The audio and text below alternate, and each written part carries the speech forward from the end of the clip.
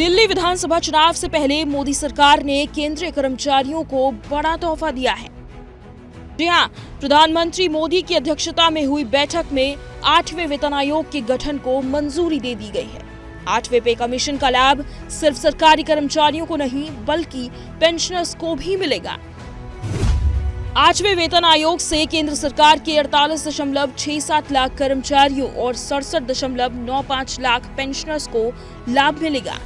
फिलहाल केंद्र सरकार के कर्मचारियों और पेंशनर्स को 7वें वेतन आयोग के आधार पर वेतन मिलता है। 7वें वेतन आयोग की अवधि 31 तक है, यानी 2026 में 8वां वेतन आयोग लागू होगा। चलिए सबसे पहले जानते हैं कि वेतन आयोग क्या होता है। वेतन आयोग केंद्र सरकार के अंदर आने वाली एक कमेटी है जो लाखों कर्मचारियों के वेतन, भत्ते और नौकरी से जुड़े लाभों को निर्धारित करने में अहम भूमिका निभाता है। देश की प्रशासनिक व्यवस्था में वेतन आयोग समय समय पर मौजूदा आर्थिक स्थितियों का मूल्यांकन करता है तथा सरकारी कर्मचारियों के लिए उचित वेतन सुनिश्चित करने के लिए वेतनमान में संशोधन की सिफारिश करता है।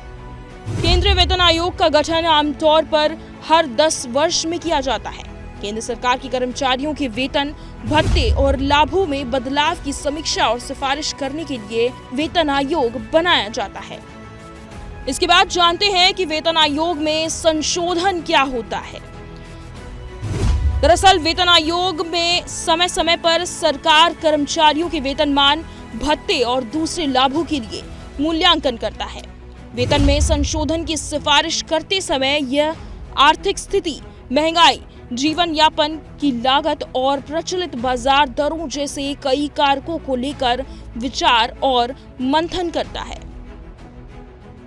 8वें पे कमीशन का लाभ पाने के लिए आपको जानकारी होनी चाहिए कि 8वां वेतन आयोग कैसे लागू होगा। 8वें वेतन आयोग में अध्यक्ष और 2 अन्य सदस्य भी होंगे जिनके नामों की घोषणा अभी नहीं हुई है। इनके अलावा इस आयोग में अर्थशास्त्रियों, प्रशासनिक अधिकारियों और एक्सपर्ट्स का एक ग्रुप होगा।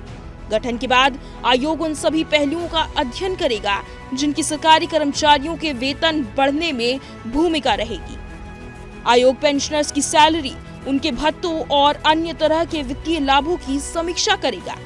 सभी पहलुओं पर चर्चा के बाद फिटमेंट फैक्टर बनाया जाएगा। सब कुछ पढ़ने लिखने के बाद वेतन आयोग सरकार को रिपोर्ट में अपनी सिफारिशें पेश करेगा। इसके बाद सरकार आयोग की रिपोर्ट को मंजूर करके तारीख तय करती है।